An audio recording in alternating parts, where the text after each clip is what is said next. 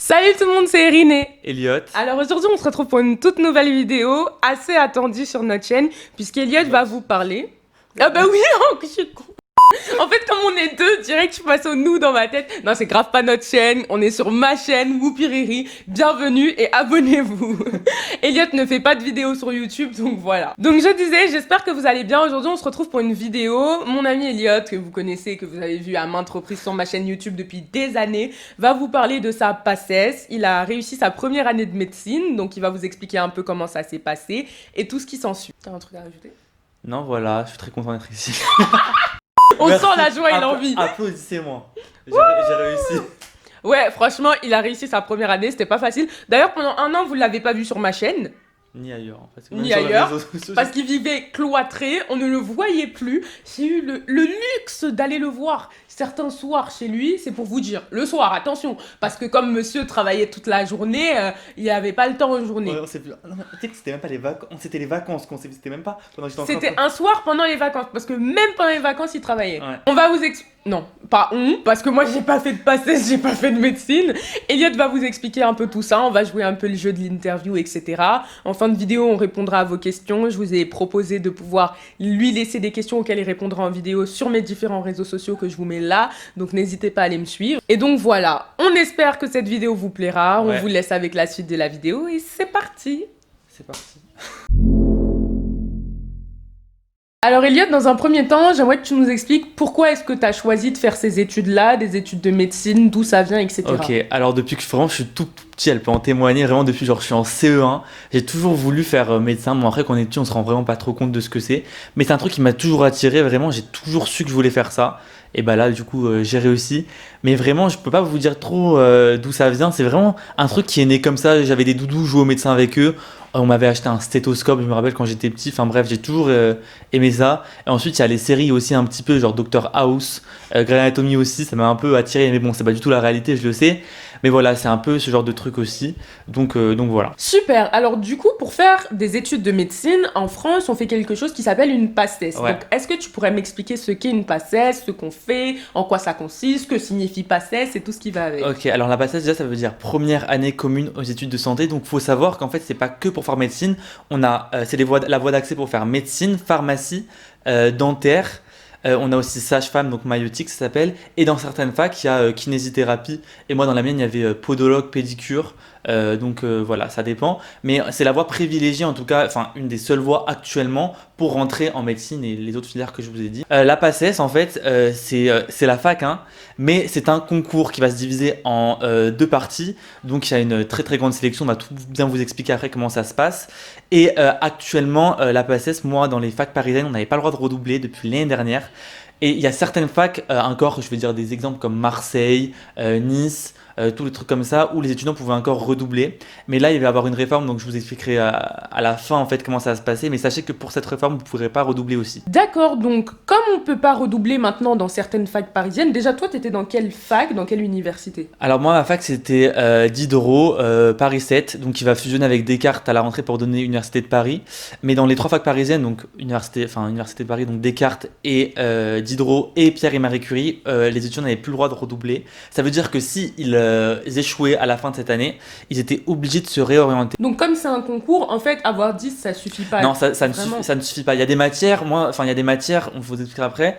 On peut avoir moins de 10 et on peut réussir à s'en sortir, mais 10 de moyenne générale, c'est pas du tout un peu. Je Oui, pense parce le minimum. que comme c'est un classement, Ouais, c'est ça. si jamais le meilleur il a 12, Oui. bah c'est à partir de 12 qu'on descend Ouais, pour prendre le quota. Oui, mais c'est pas. Enfin, vraiment, la note minimum, justement, c'est à peu près 12. Là, en tout cas, à ma fac, hein, ça dépend à chaque fois des différentes facs. Mais ma fac, c'est à peu près 12,5 pour le dernier prix, il doit avoir à peu près 12,5 de moyenne. D'accord. Donc voilà. Alors est-ce que tu pourrais nous parler tout simplement de ta pré-rentrée? Alors, la pré-rentrée. Donc, déjà, je vais vous dire vous avez le choix de ne pas faire de pré-rentrée, mais je vous le conseille très, très, très fortement.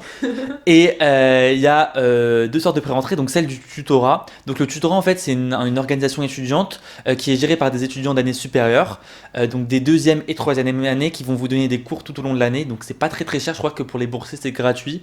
Et sinon, ça doit être autour de 20-30 euros, un truc comme ça. Et vous savez, celle de la prépa. Donc, moi, j'ai fait celle de la prépa et j'étais dans une prépa toute l'année. Ça coûte combien d'aller en prépa et est-ce que c'est comme les prépas 1G, prépa ECS? Non, etc. c'est pas du tout la même chose. Donc déjà le coût. Donc ça dépend des villes, mais moi c'est à peu près, en tout cas ma fac c'était 6 000 euros. Donc j'étais à Medisup, c'est la plus grande prépa parisienne en fait, celle qui a le plus d'expérience on va dire. Et c'est très différent en fait d'une prépa puisqu'en fait d'une prépa ingénieur et tout puisqu'en fait on a cours que 1 à 2 fois par semaine là-bas. On n'est pas en prépa, on a cours tous les jours avec des profs, de l'éducation nationale et tout. Là c'est complètement différent. Donc voilà, donc la pré-rentrée, moi je l'ai faite avec ma prépa et pas avec le tutorat. Donc j'ai commencé les cours le 20 août, donc c'est assez tôt quand même, sachant que la rentrée c'était le 9 septembre. Et durant cette pré-rentrée, on va tout simplement commencer à voir les matières qu'on va voir au premier semestre. Donc moi j'avais vu physique, chimie, biochimie et biologie cellulaire. Donc en fait on va balayer on va dire le programme, pas superficiellement, vous allez quand même voir les choses avec des profs qui vont tout bien vous expliquer. Vous aurez même à la fin des entraînements avec un concours blanc, avec un classement pour vous situer à peu près. Tout ça entre le 20 août et le 9 septembre? Ouais, c'est ça en fait. En fait, vous aurez cours tous les jours. Là, c'est vraiment en pré-rentrée, on a cours tous les jours. Donc moi, j'avais cours l'après-midi, je me rappelle. Donc le matin, en fait, je travaillais aussi. Et voilà, donc on est accompagné avec des profs. On a même un tuteur donc d'année supérieure qui est en 2e année, qui lui va nous conseiller plus sur l'aspect extra-pédagogique, donc notre organisation, voilà. Et donc la grande différence avec le tutorat, c'est que c'est des profs qui sont spécialisés dans la chimie, dans la biochimie, dans la physique, qui nous font cours, contrairement au tutorat où c'est des étudiants de 2e ou 3e année de médecine. Donc voilà. Ensuite, ce qu'il faut savoir, c'est que la pré-rentrée, il faut s'y mettre vraiment dès le début. Moi, j'étais arrivé le premier jour, donc je rentrais de vacances 2 jours avant, je suis arrivé. C'était horrible, ça veut dire les profs ils allaient hyper vite. J'avais l'impression que je devais avoir 6 mains pour suivre tellement ça allait vite. Le premier jour, je suis rentré, j'étais au bout de ma vie. Mais ensuite, on s'habitue et c'est hyper important, je trouve, de faire une pré-rentrée parce que dès que la rentrée commencera, du coup, vous serez directement dans le bain, vous aurez de l'avance, vous aurez déjà commencé à trouver votre méthode, vous aurez déjà vu des QCM, comment ça fonctionne. Donc, vous aurez de l'avance sur ceux qui n'ont pas fait de pré-rentrée. Et surtout, vous n'allez pas avoir un temps d'adaptation par rapport à ceux qui rentrent directement le 9 septembre, qui vont prendre 1 à 2 semaines pour commencer à se mettre vraiment dans le bain. Vous y serez vraiment, et vraiment, je ne regrette pas du tout de l'avoir fait, et je vous le conseille vraiment, même si vous devez rentrer de vacances avant. En effet, ça c'est vrai que c'est la partie un peu moins cool. En parlant de prépa, je sais que tu as fait une prépa au lycée Ouais. pour la médecine. Est-ce que tu peux nous en parler très rapidement et nous dire si tu conseilles de faire une prépa avant la médecine? D'ailleurs, tu n'étais pas chez Medisup à cette époque-là, donc explique-nous. Alors en fait, moi j'ai fait une prépa en terminale, donc c'était le dimanche matin, donc pendant que je préparais le bac, quoi. Ça s'appelait Antémed la prépa, donc c'est une prépa qui était vraiment spécialisée sur la préparation des élèves en terminale. Ils font aussi la préparation en PACES, mais ils sont moins d'expérience. Et Medus maintenant fait la terminale, mais bon bref. Donc en gros tous les dimanches matins j'avais cours. En fait on voyait très généralement le programme de PACES tous les dimanches matins, on avait à peu près toutes les matières. Mais après est-ce que je vous la conseille? Moi vraiment je vous la conseillerais pas trop. Déjà, ça t'a pas été utile, tu penses? En fait le truc c'est qu'au début j'étais vraiment au début je la travaillais vraiment, ça veut dire genre j'avais des bons classements et tout. Le truc c'est que le premier bémol c'est que vous voyez le programme très généralement. Il faut savoir que chaque fac a son propre programme, on y reviendra après. Donc les matières restent communes mais on verra pas le chapitre sous la même forme, sous le même angle. Les profs peuvent parfois se contredire par exemple, bon bref, pas d'exemple mais voilà. Et du coup, lorsque tu étais vraiment en médecine, donc là on revient vraiment à l'année de PACES, plus à la terminale, est-ce que dans la prépa dans laquelle tu étais, le programme était similaire à celui de ton université? Oui, c'est ça. En gros, quand vous rentrez vraiment en PACES, la prépa va vous dire vous êtes à quelle fac. Et donc, du coup, tous les cours, ce sera tout adapté à votre fac, au programme de votre fac. Tout vraiment, ils vous parleront pas des cours de Descartes, par exemple, aucun rapport. D'accord. Donc, voilà. Donc, pour revenir à la prépa de la terminale, juste, moi, je vous le conseillerais pas trop. C'est bien parce qu'on commence à voir les concours blancs, les QC, mais le programme reste très général. Et aussi, vous préparez le bac. Donc bon, c'est un peu compliqué, surtout que moi, les Stanislas, je sortais, donc quand je rentrais le dimanche matin, j'étais un peu à l'ouest. Donc c'est pas un truc que je vous conseillerais, vous pouvez très bien réussir sans. Moi, je connais très bien qui n'ont pas fait, qui ont réussi. Donc voilà, c'est pas indispensable pour réussir, ça peut vous aider si vous le travaillez vraiment assidûment, voilà. En tout cas. D'accord. Et ça coûtait combien cette prépa en terminale? Environ 2 000 €, un truc du genre. Donc, d'accord, c'est quand même un peu moins que la prépa. Ouais, non, c'est beaucoup moins que la prépa de l'année de PACES. Voilà, exactement. Super. Maintenant qu'on a pu parler de la pré-rentrée, parle-nous de la rentrée. Alors la rentrée, moi il faut tout d'abord savoir que je n'allais pas en cours, j'allais ni en amphithéâtre ni en TD, je n'y suis jamais allé. Pour vous dire, je sais même pas où elle est ma fac. Enfin, où est l'entrée de la fac. Je voyais l'hôpital, mais pas la fac. Bon, bref. Donc, la rentrée, en fait, moi, le premier jour de la rentrée, comme j'avais fait la pré-rentrée, je m'étais accordé, en fait, la pré-rentrée, elle s'était finie le dimanche matin, parce qu'on avait un concours blanc. Et le dimanche après-midi, j'avais rien fait, j'étais sorti pour vraiment profiter de mes derniers temps de liberté. Et ensuite, le lundi, j'avais directement commencé à bosser. À bosser normalement, quoi. En fait, j'avais déjà vu les cours, donc j'avais un peu d'avance. Mais donc, tu séchais les cours? Pourquoi t'allais pas à la fac? Alors, là, déjà, il faut savoir que les cours ne sont pas obligatoires à la fac. Et en médecine, même les TD, donc les enseignements dirigés, les travaux dirigés, ne sont pas obligatoires. Donc, pourquoi moi, j'allais pas en cours? Parce que justement, ma prépa nous fournissait en fait les cours en avance. On avait déjà tous les cours en avance, les QCM, donc ça veut dire avec les annales des années précédentes. Donc moi, en fait, j'avais déjà tous les cours qui étaient qui étaient déjà faits, et ma fac, pardon, ma prépa du coup, les actualisait en fait en temps, pas en temps réel, mais un ou deux jours après, on avait l'actualisation sur notre espace étudiant. Donc elle nous disait les trucs qui changeaient et tout, si ça changeait trop, on avait une nouvelle fiche de cours en fait. Et donc du coup, franchement, moi, aller à la fac, ça m'aurait fait perdre du temps puisque c'était quand même assez loin de chez moi. Et comme ma fac, c'était surtout du par cœur, franchement, les cours, c'était du par cœur. Donc j'avais pas besoin d'aller en cours pour que le prof m'explique quelque chose que je dois apprendre par cœur Mais après. les cours de prépa, tu les avais tous les jours? Tous les jours, Non, t'étais à la prépa? non, les cours de prépa, non. Donc déjà, en fait, il y a un laps de temps entre la rentrée et le début des cours de prépa. Moi, ma rentrée, c'était le 9 septembre et 2 semaines après, les cours de prépa ont commencé. Et en gros, la prépa, j'avais cours une matinée par semaine. En fait, ils nous faisaient cours de la chimie et de la physique. Pourquoi? Parce que c'était des cours de réflexion. Donc on avait vraiment besoin de profs qui nous expliquent les notions. D'accord. Par contre, pour les cours de par cœur, donc je vous expliquerai les matières après, mais par exemple, la biologie cellulaire, c'est tout par cœur. On avait des calls, ça s'appelle. En gros, là, c'était avec des étudiants qui nous ils nous passaient des QCM, 30 minutes on les faisait, ensuite on les corrigeait avec eux. Et du coup, ça c'était pas avec des profs, on n'avait pas besoin vraiment de profs pour nous les expliquer. Et si on avait des questions, on les posait justement aux étudiants qui eux étaient capables de nous répondre. Voilà. D'accord. Donc le reste du temps, quand t'étais pas en prépa, en fait, tu révisais chez toi. C'est ça. En fait, moi j'étais plutôt de l'école qui travaillait chez moi, j'avais une chambre à moi. Voilà, il y a des gens qui préféraient travailler à la bibliothèque universitaire, il y avait même des gens qui allaient en cours. Parce qu'en en fait, ils ont une mémoire auditive. Donc en fait, quand ils étaient concentrés et tout, et le prof, il leur expliquait, ça leur faisait déjà une sorte de premier apprentissage en fait. D'accord, donc voilà. Ça dépend vraiment des personnes. C'est ça en fait. En fait, moi je vous conseille vraiment, je l'ai pas fait, mais je vous conseille d'essayer d'aller en cours pour voir en fait ce qui vous va. Donc toi, Elliot, tu sors d'une filière scientifique, Ouais. t'as fait une terminale S. Bon, aujourd'hui, les filières n'existent pas, mais il y a quand même des équivalents. N'existent Ouais. plus, mais il y a tout de même des équivalents Bien sûr. de filières. Tu peux m'expliquer la différence entre une terminale S et la PACES en termes de travail, etc. Alors pour vous dire, ça n'a aucun rapport. Enfin, le changement, quand je vous dis qu'il est brutal, c'est brutal. C'est pour ça que je vous conseille la pré-rentrée. La pré-rentrée, c'est une sorte de transition. Ça veut dire, vous pouvez quand même un peu profiter. Bon, vous allez travailler, hein, mais vous pouvez quand même vous accorder plus de pauses, sortir. Moi, je l'ai pas dit, mais à la pré-rentrée, je sortais quand même un petit peu, quoi. Le soir notamment. Donc voilà, ça vous permet de faire une transition parce que vraiment, quand vous rentrez en PACES, il faut directement s'y mettre à la rentrée parce que la PACES, c'est une course contre la montre, c'est un marathon. Ça veut dire si vous êtes en retard, c'est assez compliqué de rattraper le retard. Surtout que ça va vite. Donc le changement avec les lycée, il est brutal parce qu'au lycée, on est quand même assez, les profs, ils sont là pour nous, travail, fais ci, fais ça, ils nous donnent des devoirs. Là, c'est la fac, vous êtes livré à vous-même. Donc vous avez un peu quand même la prépa, les tuteurs, donc ils vont vous donner des conseils, on appelle ça des référents. Ils vont vous donner des conseils, les profs aussi vont pouvoir vous répondre à vos questions. Mais c'est assez limité, je vous ai dit, vous avez 1 à 2 fois la prépa par semaine. Ça reste vraiment très très limité, minime. Donc moi, il y a des gens, je connaissais pas mal de gens qui ont fait médecine, donc passé ça avant moi, donc qui m'ont beaucoup aidé. Moi, ce que j'avais un agenda en fait. Ils l'ont réussi, ceux-là? Ah ouais, D'accord. la majorité, ils l'ont réussi. Enfin, en fait, les gens qui m'ont conseillé, ils ont réussi. Hein, sinon, j'aurais pas pris conseil auprès d'eux. Mais en tout cas, c'était à vous de vous organiser vous-même, de dire à cette heure-là, je travaille, là, je prends ma pause. C'est pas comme au lycée, il y a la récréation, vous sortez, tac, quoi, ça n'a aucun rapport. Mais d'ailleurs, on parlera de l'organisation tout à l'heure. C'est ça. Et sachez d'ailleurs qu'en commentaire, Elliot viendra répondre à toutes vos questions. Si vous avez des questions, Parce que je suis pas en mesure de répondre à toutes les questions techniques, mais n'hésitez pas à les poser en commentaire et tu répondras sous le pseudonyme de je crois que Elliot c'est Guess. Elliot Guess. Vous allez voir Elliot, Voilà. vous allez voir ma tête, vous allez le reconnaître direct. Voilà. Le beau gosse est là. Oh.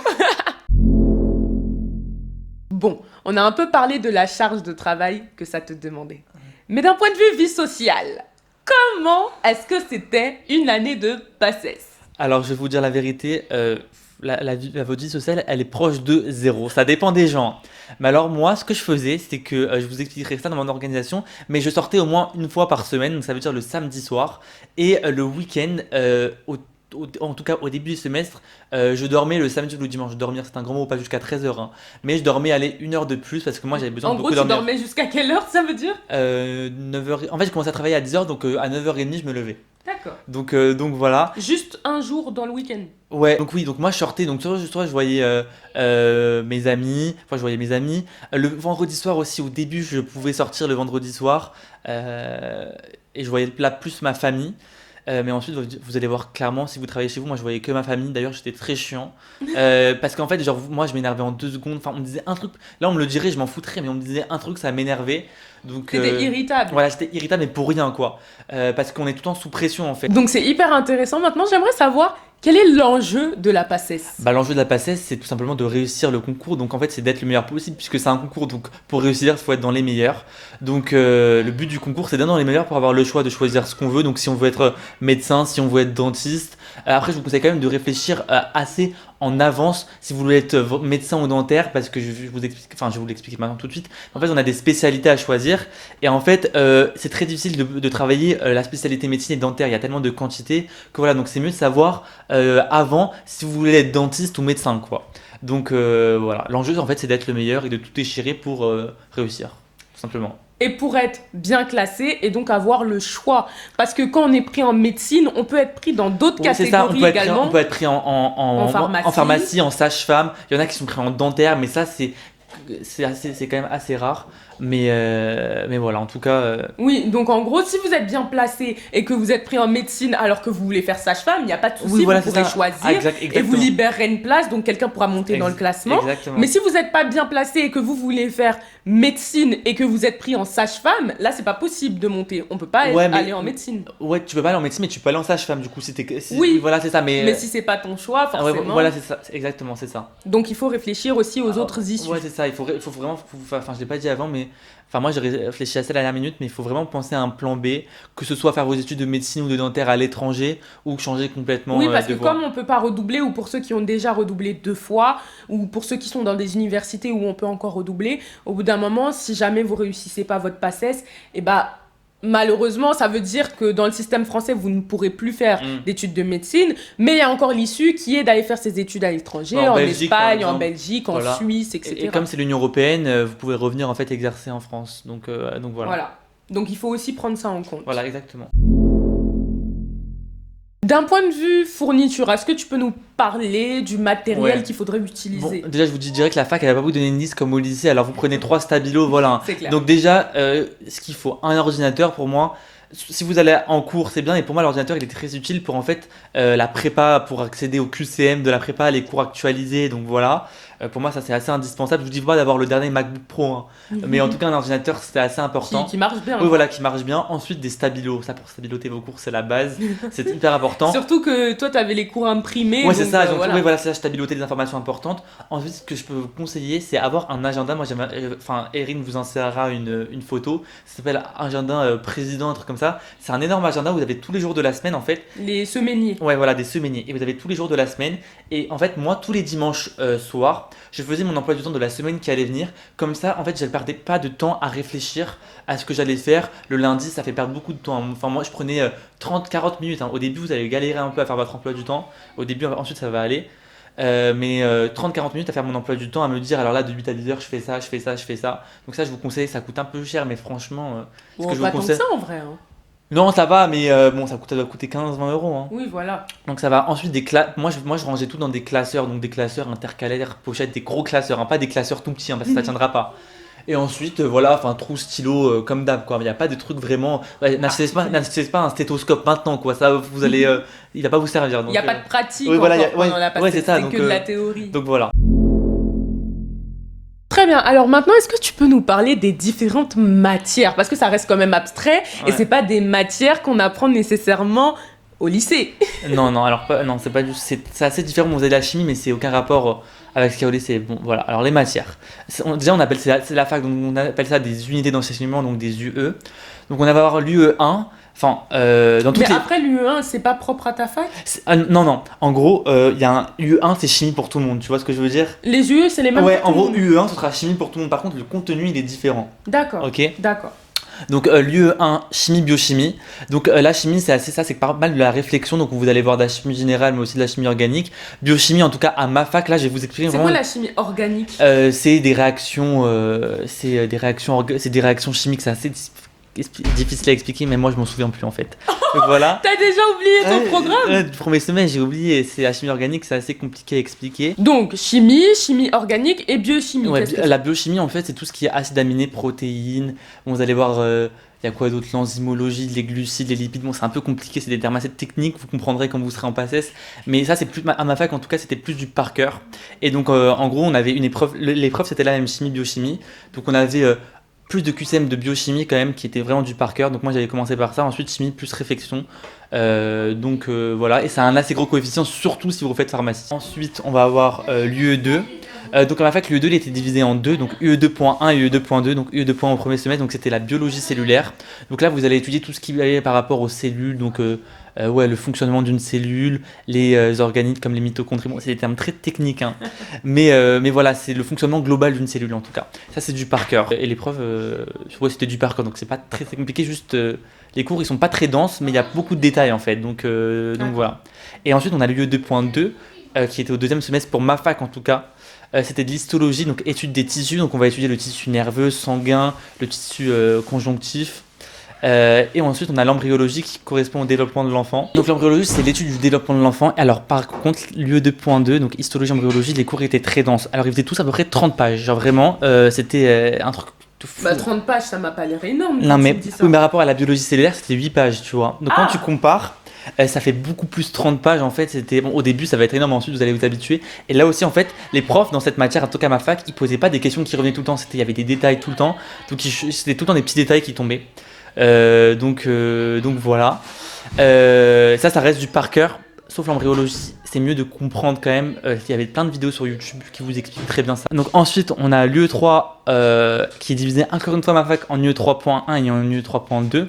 L'UE3.1, c'est la pire matière. Alors vraiment, j'ai eu 8 sur 20. Bon, je suis arrivé 350. C'est la physique. Sur combien? Sur 1600. Mais c'est pas. Bon, ça va, c'était classe à peu près. Mais Dans voilà. cette matière-là? Ouais, dans cette matière-là. Donc c'est la matière vraiment la physique, biophysique, ouais, ça s'appelle comme ça, l'UE3.1, pardon. Et donc là, c'est vraiment que de la réflexion. Sauf la biophysique, c'est du par cœur. Donc cette matière, vraiment, je la bossais.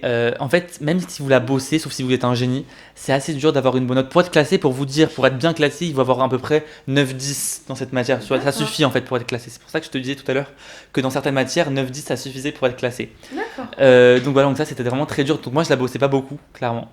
Et c'était de la réflexion. Donc voilà, par contre le 3.2 qui s'appelle biophysique physiologie cette fois, là on a un peu de réflexion mais ça n'a aucun rapport avec le premier semestre, c'est beaucoup plus accessible.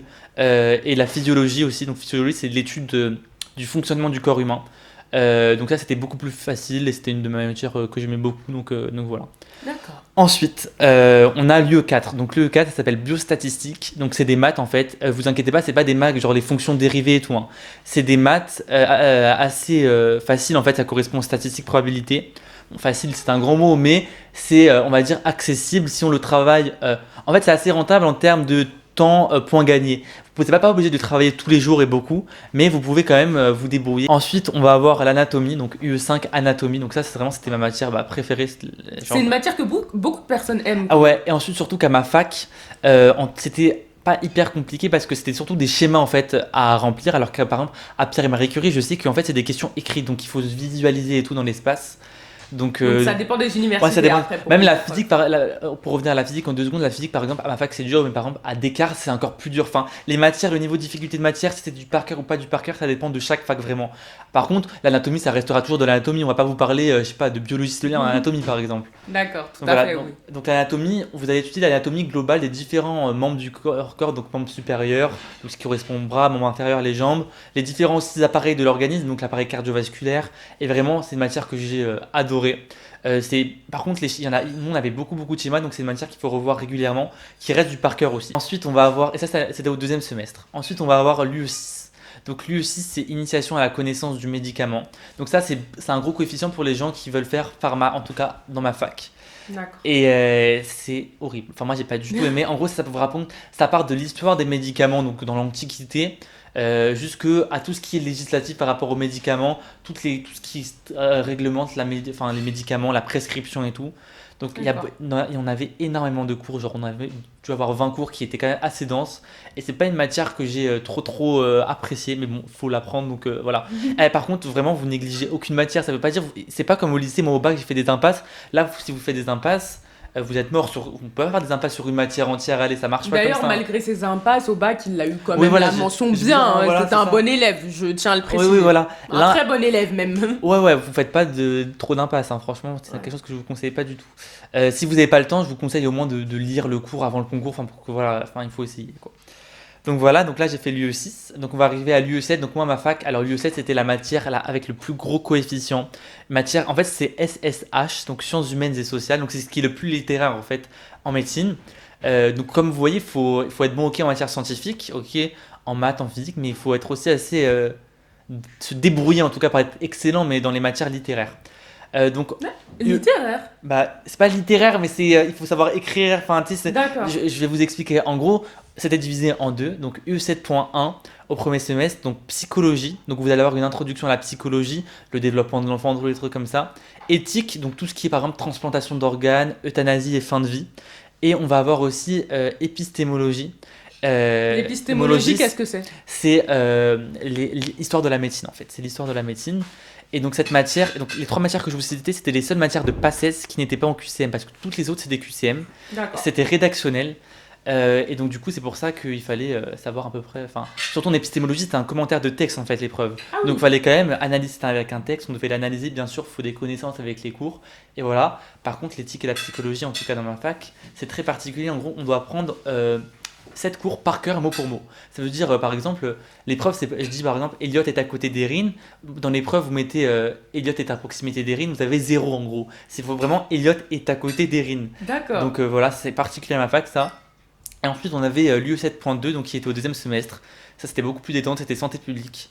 Et c'était une matière où j'étais assez bon. Et ça vous explique un peu le fonctionnement du système français, de la sécurité sociale, mais aussi plein d'autres choses. Enfin, c'est assez intéressant. C'est de la culture générale, quoi, on va dire. Et donc ensuite, l'UE8, qu'est-ce que c'était chez toi ? Alors, on avait l'UE8 tronc commun d'abord. Donc ça, c'est commun à tous les étudiants. Donc ça dépend de chaque fac. Chaque fac fait ce qu'elle veut. L'UE8, c'est pas une matière qui est très réglementée. C'est chaque fac fait ce qu'elle veut. Et dans ta fac, c'était quoi ? Alors moi, on avait de la physiologie, donc toujours l'étude du fonctionnement du corps. On avait de la génétique, donc tout ce qui est les maladies héréditaires et tout. Et un corps de la SSH. Donc là, ça parlait surtout des addictions, en fait. C'était donc, SSH, tu peux sciences sociales et humaines. Ça c'était très facile, hein. C'était des petits cours, des QCM, ça parlait des addictions surtout, c'était très intéressant. Donc voilà. Et ensuite on avait l'UE8, donc spé, donc les spécialités, donc en fonction si vous voulez faire spé dentaire, spé médecine, spé sage-femme et tout. Moi je vais vous parler de la spé médecine parce que c'est ce que j'ai fait. Spé médecine, on avait de la biologie cellulaire, mais qui est assez différent du premier semestre, et encore une fois de la physiologie, parce que vraiment la physiologie c'est le cœur de la médecine, parce que c'est ce qu'on va voir après, le fonctionnement du corps. Donc on voyait d'autres chapitres du coup de physiologie, on ne voyait pas les mêmes. Donc voilà, et c'était une épreuve, c'est assez court, ça a duré 30 minutes et voilà. Donc on a parlé des matières que tu nous as expliquées en détail, donc merci beaucoup. Je pense que ça va servir aux personnes qui vont passer en PACES ou en PASS avec la réforme, etc. l'an prochain. Mais il y a un truc qui est primordial dans la réussite d'une année de médecine, c'est l'organisation. Donc est-ce que tu peux nous parler un peu de ton organisation durant cette année ? Alors l'organisation pour moi c'est vraiment la clé de la réussite, donc je vais un peu développer quand même pour vous expliquer comment je faisais. Tout d'abord ma méthode, elle s'appelait la méthode des J. Donc je vous renverrai vers une vidéo, Erin vous la mettra, qui est hyper bien expliquée, qui explique bien spécifiquement la méthode des J. Et si j'oublie pas, je mettrai le lien en barre d'infos si j'oublie pas, et d'ailleurs si j'oublie, prévenez-moi, comme ça je le rajouterai. Voilà, parce qu'en gros ça prendrait trop de temps de l'expliquer comme ça, mais en tout cas, ça prendrait trop de temps dans la vidéo, mais je vous mettrai une vidéo qui vous expliquera bien ça. Donc sinon mon organisation, moi qu'est-ce que c'était ? Donc je vous ai parlé de mon agenda, c'est celui qui me permettait donc d'écrire ce que j'allais faire, mais en tout cas faut que vous ayez une organisation assez rigoureuse. Ça veut dire que tous les jours il faut que vous fassiez la même chose pour que ce soit comme un automatisme. Vous levez à la même heure, vous couchez à la même heure, faire vos pauses à la même heure. Tu te levais à quelle heure et tu te couchais à quelle heure ? Alors je me levais à 8h pour commencer à travailler à 8h30-35. Donc vraiment, pour vous dire comment c'était minuté, à 8h12 je devais avoir fini de prendre mon petit déjeuner pour aller prendre ma douche. Comme ça à 8h30-35 j'étais sur mon bureau. Ensuite je travaillais jusqu'à midi et demi à peu près, 1 heure de pause, 45, 30, 40, 1 heure. Moi, je vous conseille vraiment 1 heure. Je faisais plus 1 heure que autre chose. Ensuite, je reprenais à travailler toute l'après-midi. Bien sûr, je prenais des pauses en fait de 5 minutes entre les cours et une pause au goûter. Ça, c'est bien si vous l'incluez dans votre emploi du temps. Comme ça, vous savez vraiment quand vous prenez des pauses aussi. Donc voilà. Et ensuite, pour le dîner, je prenais allez, encore 30, 45 minutes de pause et j'arrêtais de travailler vers 23h, 23h30. Mais ça, c'est pas au tout début. Au tout début, vous n'allez pas travailler autant. Hein. Au tout début, vous n'avez pas beaucoup de cours en fait. Donc il faut travailler. Hein. Je vous dis pas de travailler 2 heures par jour. Ah, Hein. bien sûr. Mais vous allez arrêter plus tôt, vers 20h, 21h. Si vous préférez dormir, vous pouvez commencer plus tard. Voilà quoi. Mais ensuite, au fur et à mesure, les cours vont s'accumuler. Donc c'est là il va falloir voilà, travailler comme ça. voilà. Et surtout, il ne faudra pas oublier les cours qu'on a vus Ouais, c'est ça. avant. Et c'est ça, Donc ça va se voilà, rajouter. Exactement. Et la méthode DJ, elle vous sert à ça. La méthode DJ, elle est bien pour justement ne jamais oublier ses cours, pour revoir vos cours tout le temps. On revient sur les cours Voilà, qu'on a c'est ça. déjà revus Elle aime- et en même temps, on En fait, apprend les nouveaux. Ouais, c'est ça. En fait, il faut pas tomber dans le piège. C'est bon, ce cours, je l'ai vu une fois comme au lycée, je le revois plus jamais. Genre, non. Bah, si vous le voyez en cours en septembre, vous avez le concours en décembre, vous allez plus du tout vous en souvenir. Enfin, c'est mort, quoi. Donc c'est pour ça qu'à grâce à la méthode DJ, faut tout le temps, vous revoyez tout le temps des cours. Et ce qui est très important de faire, c'est pas juste apprendre ses cours, c'est faire des entraînements. En gros, moi, ce que je faisais, je sais pas si ça sera expliqué dans la vidéo, du coup, je vous l'explique là. J'apprenais mes cours. Quand je venais essayer de les apprendre, je faisais des QCM. Et ensuite, une fois ce cours, je le connaissais, à chaque fois, donc quand je devais le revoir, d'abord, je faisais des QCM. Et pour voir en fait ce que je connaissais pas, mes D'accord. erreurs. Je les notais sur un bout de post-it, sur un post-it, et ce post-it, je le collais sur mon cours. Comme ça, je savais en fait les trucs qui n'étaient pas rentrés dans ma tête, et je les répétais, et je les répétais. Comme ça, au final, ça rentrait. Vraiment, l'entraînement, c'est la base. Il y a l'entraînement et apprentissage. Pas soit l'un, soit l'autre. C'est vraiment les deux qui vont ensemble. C'est complémentaire en fait. D'ailleurs, pour dire à quel point ta journée était millimétrée, c'est que je savais à quelle heure il allait répondre à mes messages. C'est pour vous dire. Non, franchement. Parce que- Et d'ailleurs, Ah, le téléphone, il faut parler du téléphone parce que. ouais, vas-y, parle-nous du téléphone. Parce qu'en gros, le téléphone, c'est un très très grand ennemi. Ça veut dire qu'en fait, vous savez très bien, le téléphone, tu l'as sur toi, là, il est dans ma main depuis tout à l'heure, comme ça. Enfin, c'est un piège. Ça veut dire quand vous travaillez, votre téléphone, il est pas dans votre chambre, il est ailleurs, dans une pièce ailleurs. Si vous avez Enfin, vous pouvez le passer à vos parents pour qu'ils le cachent, enfin, je sais pas. Ou qui partent au travail avec. Ouais, mais après, bon, ça, t'en as parfois besoin, tu sais, parce qu'imagine ton ordinateur, il marche plus et tout, enfin, bon, Ouais. voilà. Mais en tout cas, faut faire très attention, vous travaillez pas avec votre téléphone, il va vous déconcentrer. Moi, pour vous dire, j'utilisais mon téléphone, vous savez, tu sais, on peut voir le temps qu'on utilise mon téléphone.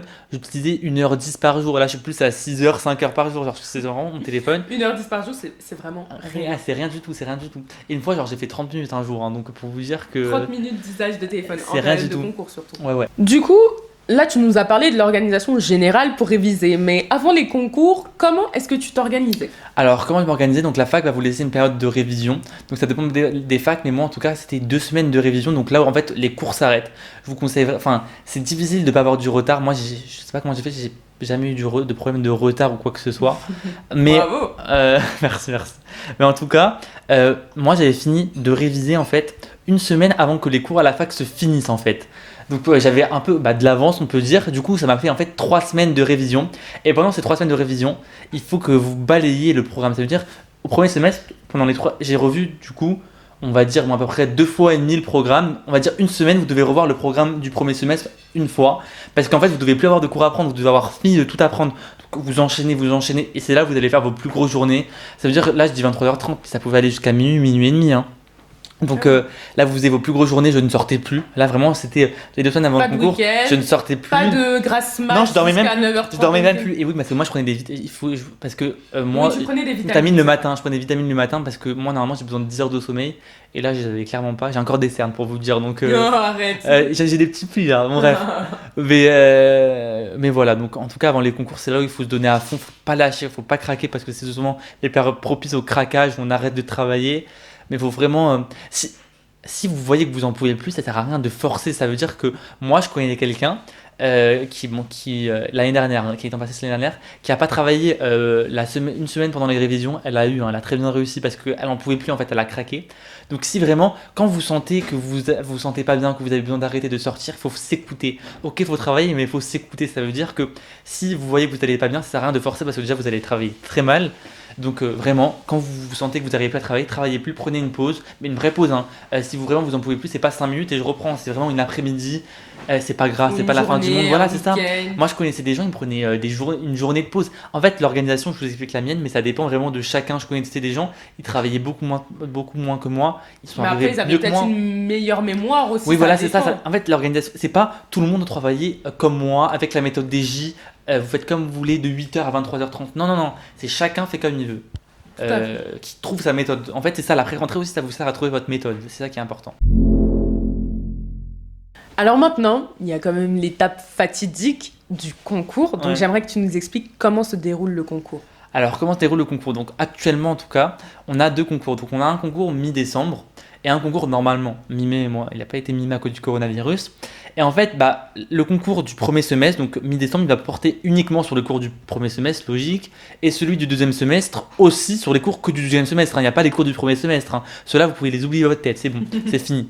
Donc, en gros, le premier semestre, donc, c'est des matières qui sont communes à tout le monde. Le deuxième semestre aussi, sauf qu'après il y a les spécialités, donc en fonction les étudiants passent ce qu'ils veulent. Et donc à l'issue du premier semestre, vous allez avoir un classement, qu'on appelle un classement provisoire pour chaque filière, classement médecine, kiné, dentaire, etc. Et à l'issue de ce classement, vous allez déjà pouvoir vous situer par rapport aux autres. Il y a des facs qui n'autorisent même pas à partir d'un certain numéro de places, par exemple, à continuer. Moi, ma fac, tout le monde pouvait continuer. Mais il y a des facs, je sais, comme Père et Marie Curie, je crois, à partir d'un certain nombre, vous devez vous réorienter dès le premier semestre. Tu nous parles de numerus clausus. T'as expliqué ce que c'était? Ah non, le numerus clausus, en gros, c'est le nombre de places qui est fixé chaque année par le ministère de la Santé et l'Enseignement supérieur. Dans chaque université. Dans chaque université, bien évidemment, c'est sous forme d'un arrêté, en fait. C'est quelque chose qui est très officiel et c'est donc qui fixe le nombre d'étudiants autorisés. Dans ton université, voilà. par exemple, c'était combien d'étudiants autorisés à être admis? Alors, en médecine, en tout cas, c'était 337 personnes, alterpassés compris, mais en fait, les alterpassés, c'est des gens qui, via la licence, arrivent à rentrer en médecine, mais ça, c'est très très dur, hein. Il n'y en a que 2-3 par année. Pour vous dire, voilà, il n'y en a eu que 4 qui sont passés, tu vois, en médecine. Donc, pour vous dire que c'est vraiment, voilà, bon, bref. Donc 337 personnes qui étaient autorisées à continuer. Mais ça, c'est à l'issue, le numerus clausus, nous on l'a su très très tard, genre on l'a su en mai, un truc genre hyper tard. Et bon bref, donc à l'issue du premier semestre, vous avez un classement. Ensuite, vous allez procéder au choix des filières. Donc si vous voulez vous inscrire en spé médecine, en spé dentaire, voilà. Moi, je me suis inscrit à tout, j'ai tout passé, même spé sage-femme, alors que vraiment, enfin voilà, j'ai tout fait.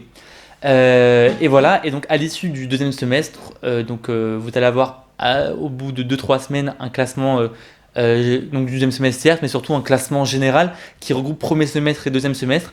Et bien évidemment, chaque matière a des coefficients différents, en tout cas à ma fac, en fonction déjà des matières et aussi des spécialités. Donc par exemple, en spé, quand vous faites médecine, les matières comme la physiologie, elles ont un plus gros coefficient que l'initiation à la connaissance du médicament, par exemple. Tu vois, ça a l'air assez logique quand même. Oui, tout à fait.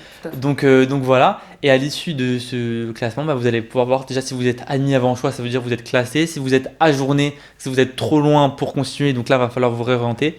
Ou si vous êtes sur liste d'attente. En effet, en fait, il y a des gens, par exemple, vous êtes 340, donc vous n'êtes pas sur le numerus clausus, ok. Mais il y a sûrement des gens qui vont se désister, enfin, sûrement, c'est sûr, qui veulent faire dentaire, donc qui vont libérer des places de médecine, par exemple. Et donc, du coup, vous allez monter sur la liste d'attente et au bout de une semaine, vous allez avoir les résultats définitifs. Et donc, par quelqu'un qui est 340, c'est sûr qu'il aura médecine après les résultats définitifs, quoi. Voilà. Donc voilà. Il y aura peut-être un peu plus de doutes pour ceux qui sont 360e voilà, ou 350e. Exactement. Donc voilà, ça se déroule comme ça. Donc en gros, il y a 2 concours, un au premier semestre et un au deuxième semestre. Et ensuite, on fait la moyenne des deux pour avoir le classement général. C'est ça exactement. Donc ça, et bien évidemment, c'est une machine qui corrige, hein. Sauf les épreuves rédactionnelles, c'est tout corrigé par des machines. Donc c'est très rare c'est pas comme un prof qui peut se tromper sur des points, hein. C'est des machines, donc ça peut se tromper, mais c'est assez... C'est bien fait, normalement. Ouais, c'est revérifié, quoi. D'accord. Donc voilà.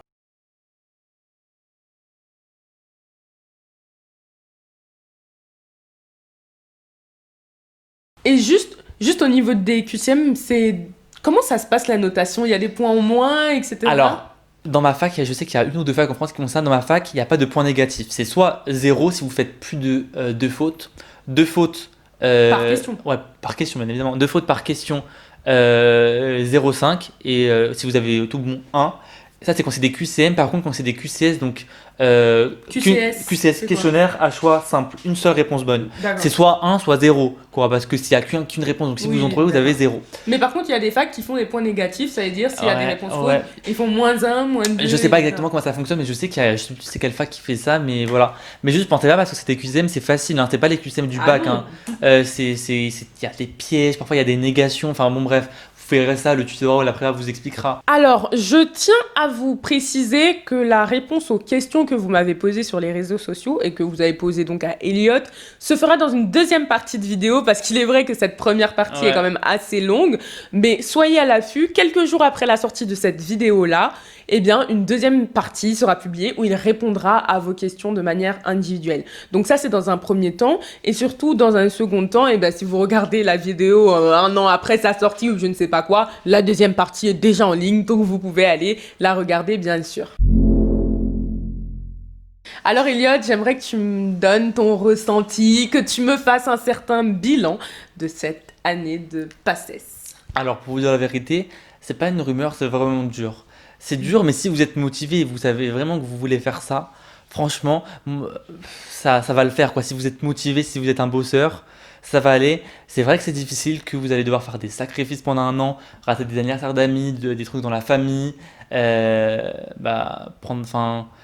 arrêter de vos hobbies si vous faites du sport, par exemple. Enfin, moi, je faisais du sport avant, j'ai tout arrêté, franchement. C'était assez compliqué, c'était le choix. Soit je voyais mes amis, soit je sortais, soit je faisais du sport, donc je préférais voir mes amis quand même. Donc voilà, mais moi j'en tire en vrai pas que du positif, mais quand même du positif, ça m'a appris à être rigoureux, organisé et Est-ce que tout. tu pensais que tu aurais réussi? Que tu aurais réussi à tenir ce rythme, cette organisation pendant un an? Surtout qu'il faut pas oublier qu'avec le coronavirus, ça a tout prolongé. Ouais, bah en fait, comme je vous l'ai dit au début de la vidéo, ça fait tellement longtemps que je voulais faire ça que en fait, moi j'étais tellement motivé, j'ai jamais pleuré, j'ai jamais voulu arrêter. T'as jamais fait de dépression, déprime? Non, juste un moment, au premier jour de la rentrée, j'ai jeté tous mes classeurs par terre, ça me saoulait tellement ça allait vite, tu vois, je t'avais pas dit? Non. Bon bref, ça m'avait saoulé, mais ensuite non, j'ai jamais voulu arrêter, tout même avec le confinement, le concours il devait être début mai, mes vacances étaient prévues et tout, tout a été chamboulé, il a été repoussé de 6 semaines, 6 semaines c'est pas rien. D'ailleurs, tenir. Ouais voilà, c'est ça, faut tenir dans le temps, c'est pour ça que moi du coup, je travaillais un peu moins, je dormais le week-end en fait, parce que moi j'aimais beaucoup dormir, donc je dormais, bon, pas non plus énormément, mais quand même, voilà, pas mal. Ce qu'il me fallait. Et voilà, donc ça a été compliqué, mais je suis toujours resté accroché à ce rêve que j'avais. Et je connais des gens, malheureusement pour eux, ils ont arrêté avec le confinement, ils n'en pouvaient plus, ils tenaient plus parce que ça a été compliqué pour ceux qui travaillaient à la bibliothèque universitaire, qui se retrouvaient chez eux avec leurs petits frères, leurs petites sœurs. Mais voilà, c'est comme ça et j'en tire vraiment du positif. Maintenant, bon, j'ai réussi, je suis hyper content et je regrette pas du tout d'avoir. Merci. Et je regrette pas du tout d'avoir travaillé autant, d'avoir fait autant de sacrifices pour y arriver, exactement. Et donc enfin, pour conclure cette vidéo, est-ce que tu pourrais nous parler de la réforme des études de santé, de médecine, etc. Alors, l'année prochaine, la PACES n'existera plus. Elle existera en fait pour les facs qui ont eu le droit de redoubler cette année. Donc, par exemple, apparemment, à Marseille, ils avaient le droit de redoubler, donc il y aura des PACES qui redoubleront. Par contre, tous les nouveaux bacheliers, ils ne vont plus en PACES, ça n'existe plus. C'est remplacé par 2 voies d'accès. La PAS, donc ça veut dire parcours accès spécifique santé, et la LAS, licence accès spécifique. Accès santé, pas accès spécifique, accès santé, pardon. Donc la PAS, en fait, c'est comme la PACES. C'est le renouveau, on va dire, de la PACES. Ce qui change, grand 1, on ne peut plus redoubler. Grand 2, le numerus clausus disparaît et est remplacé par le numerus apertus. C'est-à-dire ça veut dire, en fait, apertus, ça veut dire ouvert en latin, je crois. C'est quelque chose qui est assez. Il y aura quand même une sélection, mais en gros, le numerus apertus, du coup, ne sera plus fixé par l'État, mais par la fac, par chacune des facultés, en lien avec l'ARS qui est en fait l'agence régionale de santé, en fonction de leurs besoins et de leurs capacités.